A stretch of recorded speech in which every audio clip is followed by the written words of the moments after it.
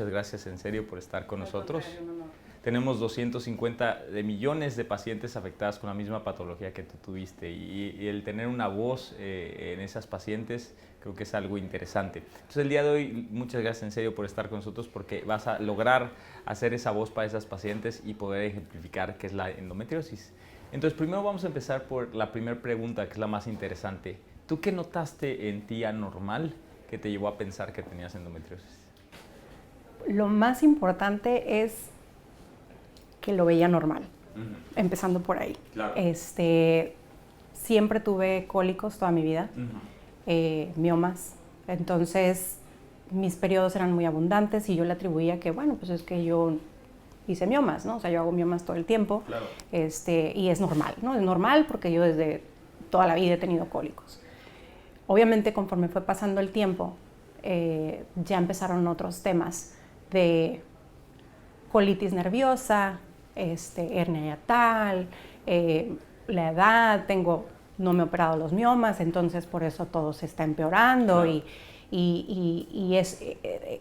Todo esto me hacía pues ver simplemente que yo era ya una mujer 40 plus achacosa, ¿no? Normalizaste los síntomas. Sí, normalicé los síntomas. Entonces, ya eran muchos síntomas, era colitis constante, era la preocupación de qué voy a comer para poder obrar.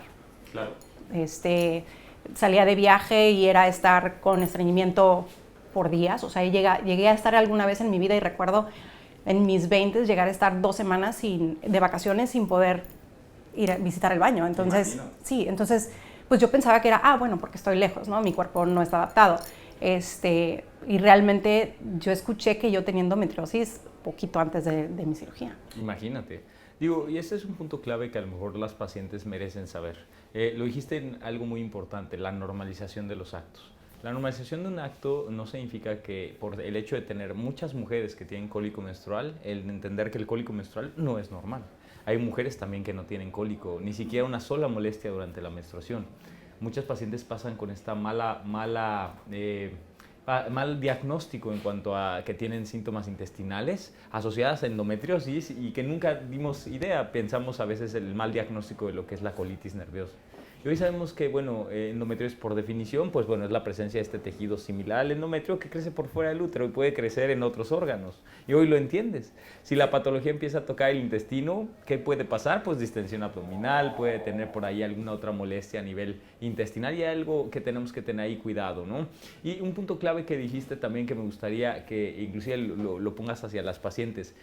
Tú dijiste el punto clave que empezaste a tener cólico desde muy pequeña.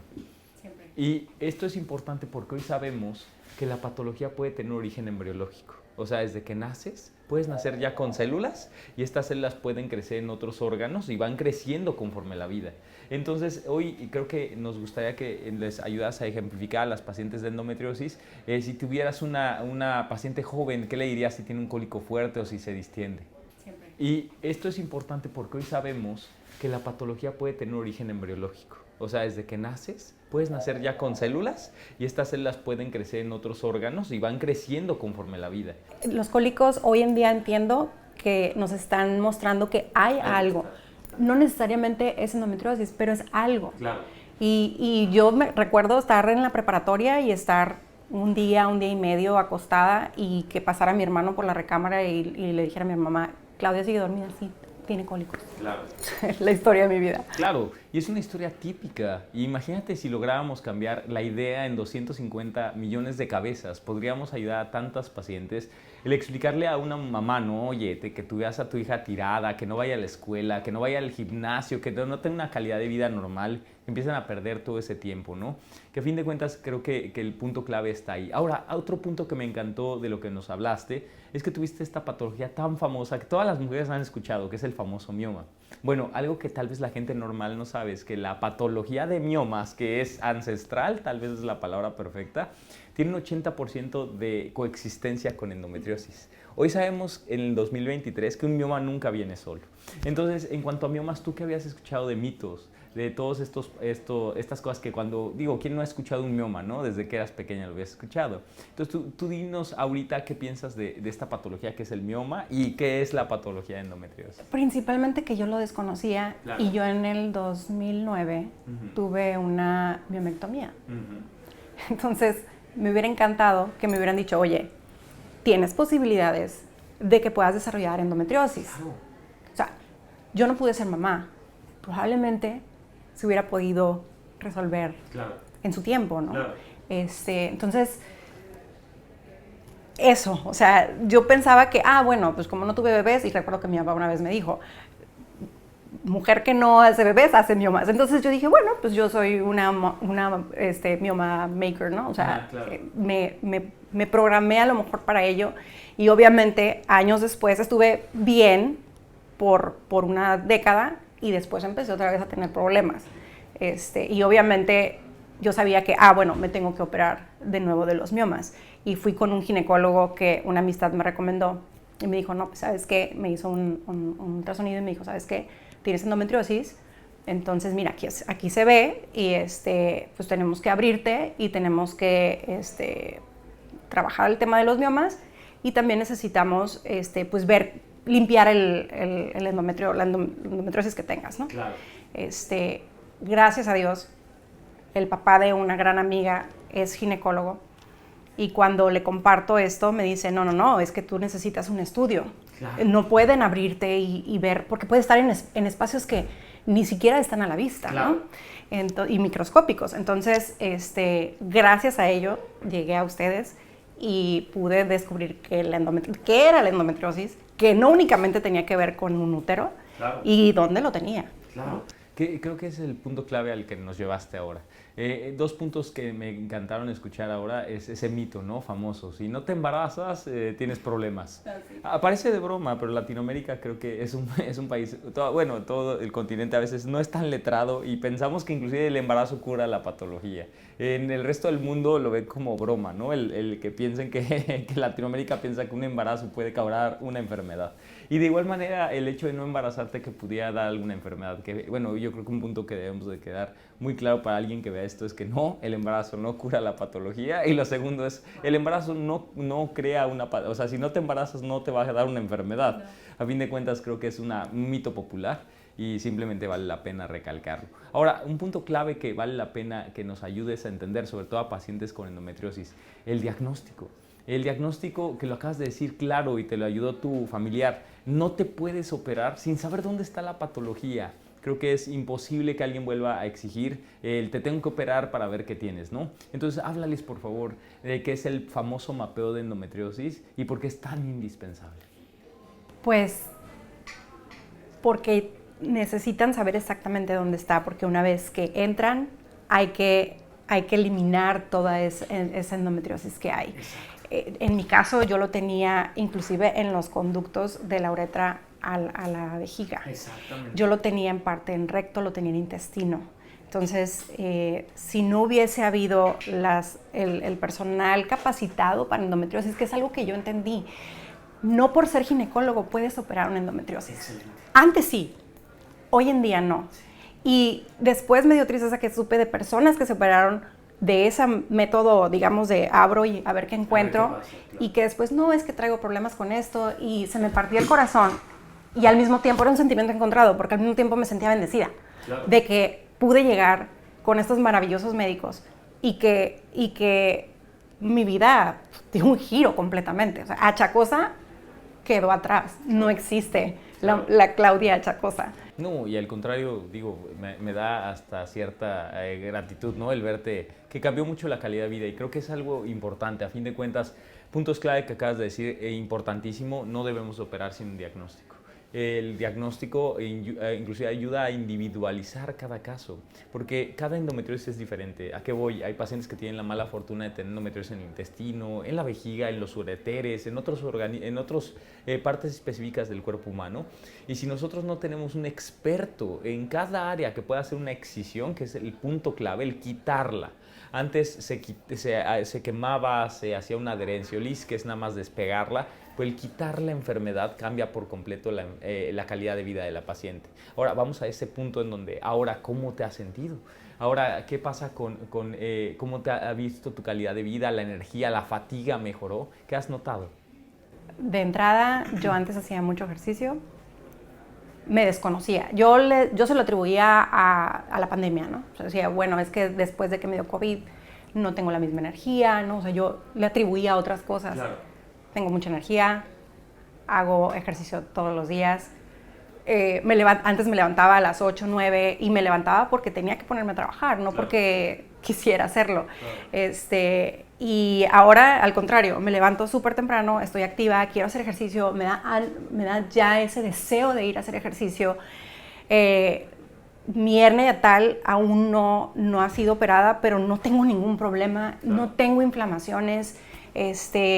Viajo fuera de la ciudad y nada de que, ay, voy a ir al baño, no voy a ir al baño, qué voy a comer, qué puedo comer para poder, Tienes un vía cruz. Sí, o sea, yo ya estaba anticipándome a qué puedo comer, qué me puedo llevar, para poder estar bien, ¿no? Claro. El no tener que estar cancelando, no estar teniendo que correr al hospital, porque a mí me tocaba tener que ir a medianoche al hospital a que me inyectaran para el dolor, porque ya estaba muy mal. ¿Qué calidad de vida?